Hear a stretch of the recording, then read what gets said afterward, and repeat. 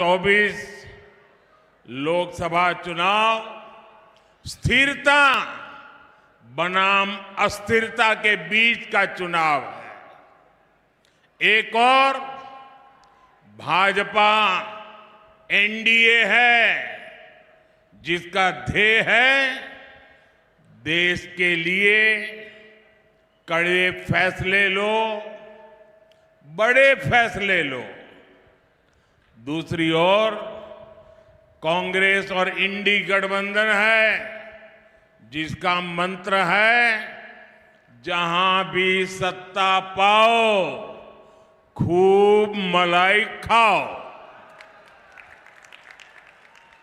इंडी गठबंधन ने हमेशा देश को अस्थिरता में झोंका है।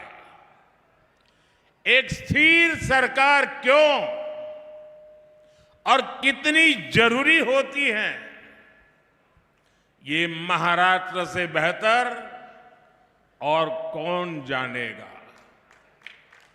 इंडी अलायंस की केंद्र में जब तक सरकार रही, महाराष्ट्र की लगातार उपेक्षा होती रही।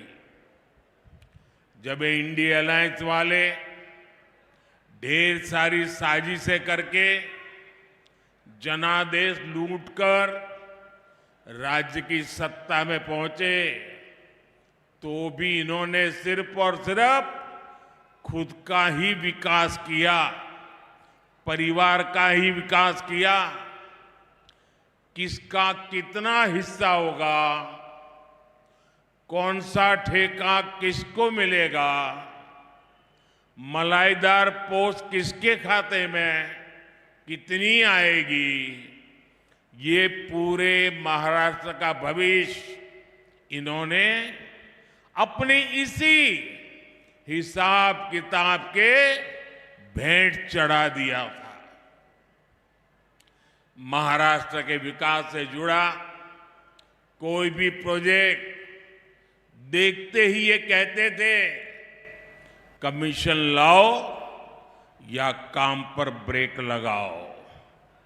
जब यहां पर नए एयरपोर्ट की बात आई, इंडिया अलायंस वालों ने कहा कमीशन लाओ या काम पर ब्रेक लगाओ। इन लोगों ने जलयुक्त शिवार योजना बंद कर दी।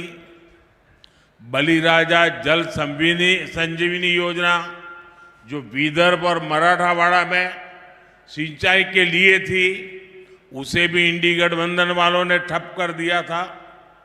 विदर्भ के विकास के लिए मैंने जिस समृद्धि महामार्ग का लोकार्पण किया, उसका भी इन लोगों ने विरोध किया था। इन लोगों ने मराठवाड़ा की वाटर ग्रिड योजना बंद कर दी, कोंकण में रिफाइनरी प्रोजेक्ट रोक दिया, मुंबई मेट्रो का काम रोक दिया था।